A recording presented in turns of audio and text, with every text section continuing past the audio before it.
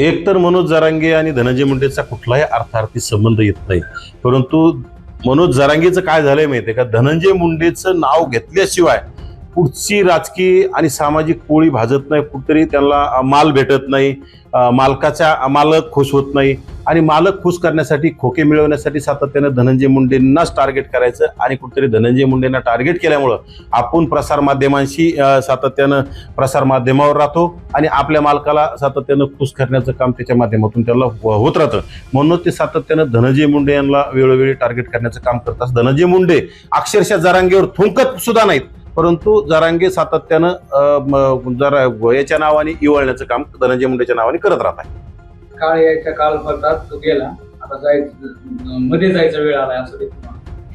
आता मध्ये जायचा वेळ कुणाचा आला हे जरांगेला चांगलं माहिती, म्हणूनच जरांगे आता हे आंदोलनाचं खोटं नाटक करायचं सुरू आहे. खरं तर जरांगेचं आंदोलन संपलेलं आहे, जे काय मिळालं या आंदोलनामध्ये, खरं तर समाजातल्या लोकांनी जरांगेला बुटाडाने आणलं पाहिजे. आता नेमकं मिळालं काय मिळवलं या आंदोलनामधून. आता जे खरे लोक बोलतात फक्त आता यांनी पाळीव काहीतरी लोक ठेवलेले किंवा ते त्यांच्या लोकांवर ट्रोल करण्यासाठी, आता ते त्यांचा केदार नावाचा कोण त्यांचा जुना सहकारी त्यांनी सुद्धा सगळं सांगितलं काय मिळवलं आपण, परंतु त्यांचे सहकारी ते कुठतरी पाळीव लोक त्याच्यावर भुंकायला सोडलेत आणि त्या केदारला बदनाम करण्याचं काम करतो. जो बोलून त्याला बदनाम करायचं, परंतु समाजाला सगळं माहिती, फक्त समाज बोलत नसतो. समाज येणाऱ्या काळात बुटाडाने हाणीन आणि काळ कोणाचा यायचा आहे हे सातत्यानं बदलत राहतं. जरांगे कोण आहे? जरांगे काय संविधानिक पदावर आहे का? फक्त आंदोलक आहे. आंदोलकांनी आपल्या लायकीप्रमाणे राहिले पाहिजे, आपल्या कुवतीप्रमाणे राहिले पाहिजे. उठलं की प्रत्येकाला दाब टाकायचा, प्रत्येक गोष्टीवर राजकारण आणि समाजकारणाची पोळी भाजवण्याचं जर सातत्यानं होत असेल तर तुमचा सुद्धा काळ गेलेलाच आहे. ज्यावेळी यांच्या खुनाच्या प्रकरणाचा विषय येतो तर तो अमोल खुले सातत्यानं सांगतोय की दोघांची नार्कोटिक्स झाली पाहिजे. अमोल खुले सोबत बोल ना. अमोल खुने तुम्ही दोघं सोबत पत्रकार परिषद घ्या म्हटलं. अमोल खुने त्याच्यात सुद्धा तू बोलत नाही.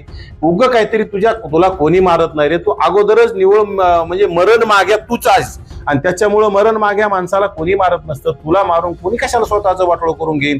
तुला म्हणजे चिलट चावलं तरी तू दवाखान्यात जाऊन पडतोस. त्याच्यामुळे तुला मारायची गरज नाही. तुझ्या कर्माने तू एक दिवस मारणारच आहे. त्यामुळे जरांगीला कोणी मारल, जरांगीच्या मारण्याच्या सुपाऱ्या कोणी देईन असं आमच्या लोकांमध्ये नाही, आमच्या नेत्यामध्ये नाही, आमच्या कार्यकर्त्यामध्ये नाही.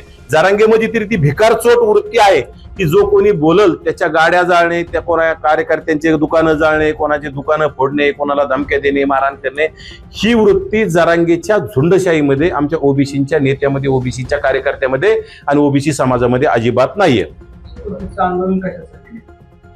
29चं आंदोलन फक्त आता हे जे मागचं सगळं दिशाभूल झाली लोकांची आणि प्रत्येक वेळी काहीतरी सांगायचंय आमच्या 58 लाख नोंदी, 58 लाख नोंदी. आता पहिल्या दिवसापासून 58 लाखच नोंदी सांगताय. एकनाथ शिंदेने 58 लाख नोंदी दिल्या, मग तुम्ही काय केलं? एकनाथ देऊन काय केलं?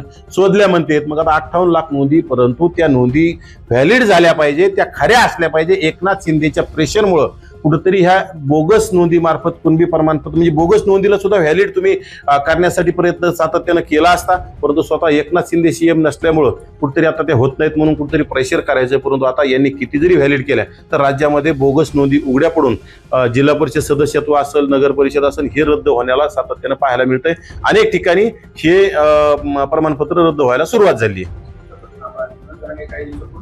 58 लाख नोंदी कमी करण्याचं षडयंत्र सरकार नोंदी असल्या पाहिजे ना. नोंदी असल्या तर कमी कुठलाच करता येणार नाहीत. राज्यामध्ये मनोज जरांगेला जरी मुख्यमंत्री केलं तर नोंदी नसल्याच तर तुम्हाला त्या कुठून आणता येतील. आणि एखाद्या वेळेस 58 लाख नोंदी असल्या तर मनोज जरांगेचा बाप जरी सीएम असला तर त्या 58 लाख नोंदी कमी करता येत नसतील. ज्या असतील त्या देतील. फक्त आता मला तर वाटतं एकनाथ शिंदेच्या काळात 58 लाखांचं याला गाजर दिलं असेल, परंतु एकनाथ शिंदे सातत्यानं एकनाथ शिंदेचं यांनी उदो केलं. एकनाथ शिंदेकडून खोके मिळवले आणि एकनाथ शिंदेच ऐकण्याचं काम केलंय. कारण एकनाथ शिंदेच मुळात जातीवादी आहेत ना. काय आज बघा तुम्ही, एकनाथ शिंदेनी अभिजित दिपके नावाच्या तरुणानं देश गाजवला आंदोलनाच्या माध्यमातून. इमाने इतबारे आंदोलन केलं. त्या अभिजित दिपकेंना एकनाथ शिंदेचे मंत्री भेटले. एकनाथ शिंदेचे मंत्री संजय शिरसाट एक पाहुणा म्हणून, त्यांचे नातेवाईक म्हणून भेटले. तर आणि बच्चू कडू भेटले तर लगेच एकनाथ शिंदेचे आदेश आले त्या लोकांना किंवा त्यांना भेटायचं नाही कारण की ते भाजपच्या विरोधात बोलताय. मग हा भिकारचोट जरांगे सातत्यानं मुख्यमंत्र्यावर गरळ ओकण्याचं, मुख्यमंत्र्याच्या पत्नीवर, मुख्यमंत्र्याच्या आईवर, मुख्यमंत्र्याच्या मुलीवर एकदम गरळ घाली गलिच्छ भाषेत टीका केली. त्यावेळेस एकनाथ शिंदे काय झोपले होते का? म्हणजे तुम्ही तुम्ही तुमच्या जातीतला असलं की कसं ते हागरा असला तरी त्याला बळ द्यायचं, बिंडोक असला अक्कलशून्य असला तरी त्याला बळ द्यायचं. परंतु तुम्हाला दलितातला चालत नाही, ओबीसीतला चालत नाही, आदिवासीतला चालत नाही. हे सरासरी जरांगे आणि एकनाथ शिंदे पासूनच राज्याला माहीत झालंय. आणि येणाऱ्या काळात खरं तर मी तर म्हणतोय संजय शिरसाटांनी ही गोष्ट ध्यानात ठेवली पाहिजे. संजय शिरसाटांनी डोक्यात घेतलं पाहिजे. संजय शिरसाट पिले बुडाला पाय लावून पडत होते आंतरवाली सराटीला जरांगीला जाऊन भेटण्यासाठी एकनाथ शिंदेच्या आदेशाने. अरे बाबा मग तुम्ही तुमच्या आता पाहुण्याला भेटलेत तर मग एकनाथ शिंदेचा आदेश येण्याचं कारण काय? एकनाथ शिंदेने तर दोघांना आदेश दिले का भेटायचं नाही म्हणून. अमित शहा नाराज होते कारण की यांचं आंदोलन भाजपच्या विरोधात आहे. मग ह्या जरांगेचं आंदोलन कुणाच्या विरोधात आहे की आता एकनाथ शिंदेने याचं उत्तर दिलं पाहिजे.